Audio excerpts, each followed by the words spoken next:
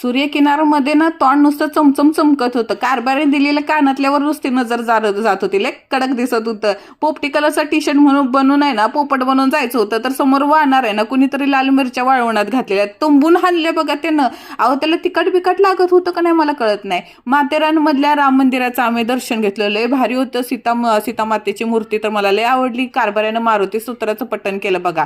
आणि पोहे मागवलेले नाश्त्याला. मी काहीतरी हटके म्हणून आहे ना पराठा मागवला. अरे हो म्हणून मोठा आला. आणि तिकडे काय चाची तलाब जात नव्हते बघा माथेरानमध्ये. शेवटचा दिवस होता माथेरानचा. दळणवळणाचं साधन नव्हतं. माणसाची डोक्यावर नेतात. आज शेवटचा दिवस म्हणून दाबून एन्जॉय करायचं ठरलेलं. आणि त्यात घोड्यावरून जायचं नाही, चालत जायचं म्हणून ठरवलेलं. रस्ता सोडून जंगलात ना आम्ही पळत होतो. आणि असं पळत होतं ना, आणि आपल्यासारख्या माणसांना तिथं फलक लावलेलं होतं रस्ता बिस्ता चुकला तर.